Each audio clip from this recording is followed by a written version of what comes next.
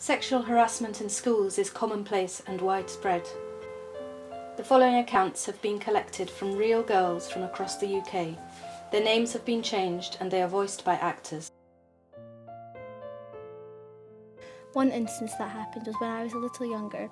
Several boys were sitting next to me looking at pornography on their phones during a lesson and whispering comments to each other. It made me feel intimidated, embarrassed and upset. It also made me feel self-conscious about my body and worried about how I looked. I hated my body for the fact that I felt like it was only seen as a sexual object.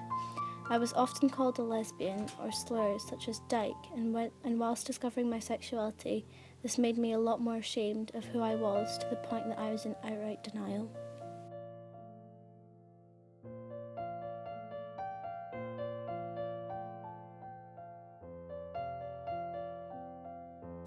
I was standing next to a boy and he, out of the blue, groped my chest. Being the feisty young woman I am, and was, my knee-jerk reaction was to slap him. I didn't though. I just stood, mouth ajar, in utter shock that he thought this was acceptable behaviour. He grabbed my ankle and held it in the air, whilst around 4 other boys circled me. Bear in mind I was wearing a skirt, my tights laddered, and my not very sensible knickers were exposed to the world. I honestly thought I was going to be molested. I felt incredibly vulnerable. In Year 9 physics, the boy sitting next to me would run his hand up my inner thigh under the table. A smack in the ribs would normally make him stop, but only for a while. I thought about asking my physics teacher if I could move seats. Did I want to tell my teacher that this boy was attempting to touch my clitoris? Of course not. My good friend on the same table knew what was going on, but what could she do? She was having to put up with the boy next to her calling her an anorexic bitch repeatedly, telling her how ugly she was, and why would any man ever want to shag a skeleton with skin? After a pencil was pushed down my arse crack one day, down the back of my skirt, I confided in one of my girlfriends, who simply told me that I should be grateful to have a sexy, curvy glamour model figure. I hated the wobbly bits on my body, and I certainly didn't want them to mean I qualified for abject objectification. The result of all of this? I have severe depression and anxiety issues. I began self-harming when I was 13 years old, but with thousands of pounds spent on counselling and psychiatry, I am beating my mental health problems. I still have an incredibly unhealthy relationship with my body. In a year I gained 3 stone, lost 2 stone in 2 weeks, then gained another 4 stone in the following year. I won't leave the house on my own, and I struggle to engage with new people.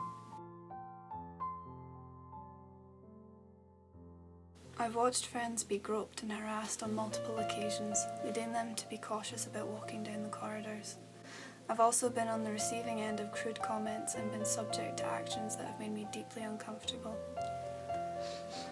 I once had a boy in the back row of my classroom stick his hand up my skirt. He had stolen some of my stationery, and when I asked for it back, he proceeded to then reach up my skirt while his mates watched and laughed. I was once also sitting on the floor tidying my locker once when an older male student came up to me and stuck his crotch in my face while describing sexual acts that I should do. I had never spoken to him before. I felt humiliated and ridiculed. I didn't feel like it was a compliment or desirable.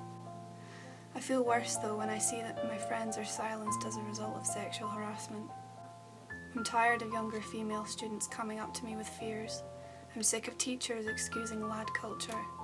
I'm infuriated by my fellow classmates sharing the corridors with people who have sexually assaulted them.